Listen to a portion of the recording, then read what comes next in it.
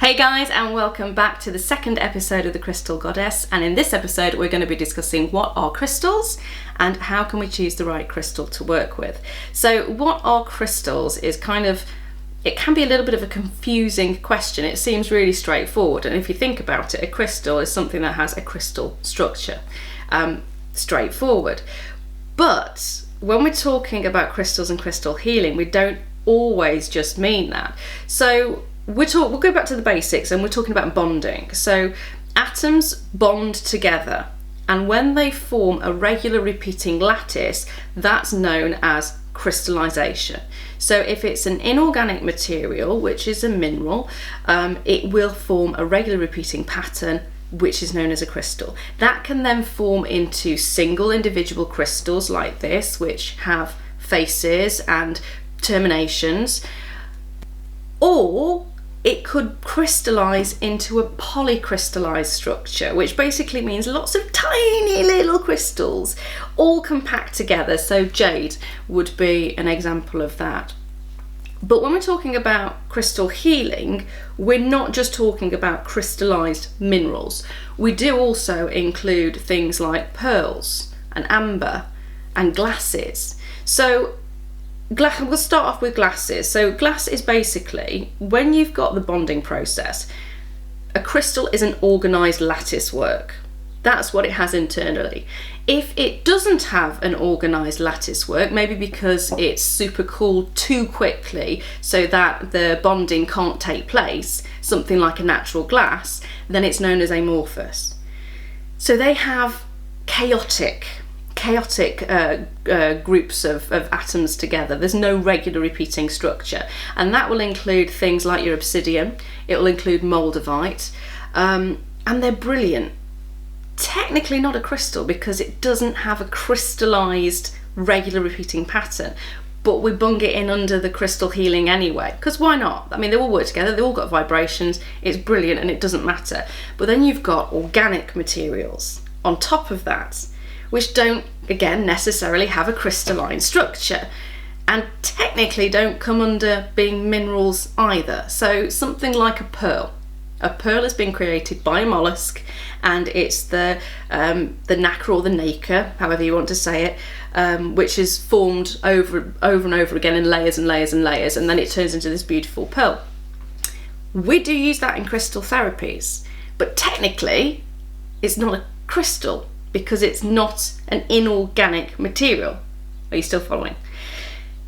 Then there's also things like amber, which is fossilized tree resin, or there's jet, which is fossilized monkey puzzle tree, which, I suppose you could kind of argue that it is still a crystal because it's been replaced by stone, but originally it wasn't. So we bung all of these together. As long as it has a vibrational quality that can be used to attune your body to different levels or to help the healing process of the body, it can be used. So when we're talking about crystals for crystal healing, it kind of is an umbrella term for all of those things. And I don't mind if they've got a crystallized structure or not, as long as they are amazing and work really well, then go with it. The other question then is, so what is a gemstone? If we've got crystallized and non-crystalline and organic and non-organic, well, what is a gemstone? So a gemstone, or a gem, because you don't always put the stone at the end, a gem is basically any inorganic material or any organic material that fits a certain criteria. So it has to be rare, it has to be beautiful, and it has to be durable as well. So a gem, this is why there are so many more thousands of minerals out there than there are gemstones. There's only a few hundred gemstones or gems. And that's because it has to hit those criteria. It has to be rare, it has to be durable, and it has to be beautiful. Now, when we're doing crystal healing, do you know what? Gems are in there as well. We've got minerals, we've got gems, we've got organic materials, we've got all of those bundled together. And like I said, as long as it works with the vibrational qualities, it doesn't matter. They are fantastic. But then how do you choose the right crystal? Or we'll just call them crystals. How do you choose the right crystal for you? So one way is to consult a crystal healer and say what your issues are and how can I work with this to draw such and such into my life, or how can I attract more money into my life, how can I attract more love into my life, and they will be able to tell you what stones are believed to work in those areas. Or you can walk into a crystal shop and you can just take a moment and tune in to the energies of the room. So if you've ever walked into a room full of computers, you know there's a buzz, isn't there? You can't quite place what it is, but it's the electricity running through the computers, and it's the hum and the buzz, and you can feel it, and it sometimes gives you little goosebumps if there's too many of them. So that's the kind of feeling you might get. So just tune in and just feel where the energies go and go with them, because it will draw you to the crystal that is right for you. Or first of all, just look, because there may be something that just attracts your attention in the corner, and maybe that's the exact stone for you. So that's a really easy way of doing it. The other one is to run your hands over the crystals. So if you're not quite sure if it's pulling you because it looks nice and that's it, or if you just had this little inclination, run your hands over it. You'll feel the energy. If it's right for you, you'll feel it. It might be a tingling in your hand, it might be your hand going cold, it might be almost like an electric buzz or like a shock. You might go completely cold from head to toe. Whatever it is, you will know. It's an intuitive thing. Then the alternative is you could get a crystal Bible. There are fantastic crystal Bibles out there. I've used Judy Hall's on many occasions, and literally just have the book in front of you, hold it for a moment, put out to the universe what it is that you want help with, or what area of life you want help with, and then open the page, and the page will land on the stone that you need. Really simple, straightforward.